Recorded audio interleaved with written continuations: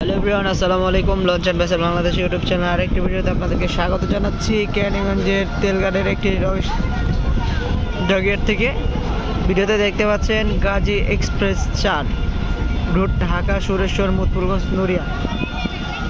এই নৌযানটিকে স্কেপ করে ফেলা হচ্ছে, তাতে বলা যাচ্ছে আরবেক লিজেন্ডারি একটি নৌযান নৌ সেক্টর থেকে বিদায় ঘন্টা চলে আসলো।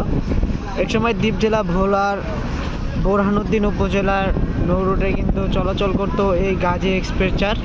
সেখানে দীর্ঘদিন সার্ভিস দেওয়ার পর তার রিপ্লেসমেন্ট হিসেবে গাজী সালাউদ্দিন 4 যুক্ত হয় গাজী এক্সপ্রেস 4-এর বদলে।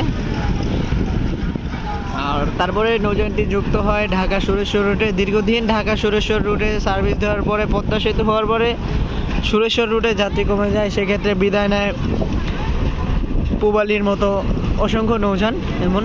আর এবার বিদায় নিল, সেই তালিকায় যুক্ত হলো গাজী এক্সপ্রেস 4। কিছুদিন আগে সার্ভিসে ছিল, হুট করে একদিন সার্ভিসে ট্রিপ থেকে এসে কিন্তু জাহাজটিকে স্কেপিংয়ের জন্য নিয়ে আসা হয়। আর এখন কিন্তু জাহাজটিকে কিন্তু এখানে রেখেই কেটে ফেলা হচ্ছে। অলরেডি তৃতীয় তলার পিছনের যে ছাদ ছিল সেটিকে কিন্তু কেটে ফেলা হয়েছে গতকাল রাত্রে।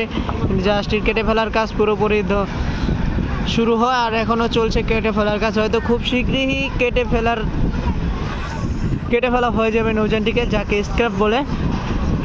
দেখতে পাচ্ছেন আপনারা নৌযান শ্রমিকরা কিন্তু কাজ চলছে ভিতরে জাহাজ কাটার।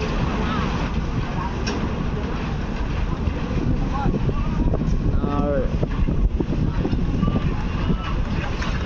জাহাজটিকে পুরোপুরি পানি থেকে তোলা হবে কয়েকদিনের মধ্যেই, কারণ সামনে একটি বলগেট কাটা হচ্ছে। আর সেই বলগেটটি কাটার পরই কিন্তু পুরো বডি কিন্তু উপরে তোলা হবে।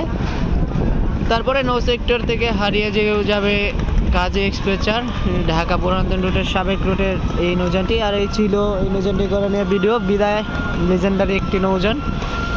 সবাইকে অসংখ্য ধন্যবাদ এতক্ষণ আমাদের সাথে থাকার জন্য। সবাই সুস্থ থাকবেন, ভালো থাকবেন। আসসালামু আলাইকুম।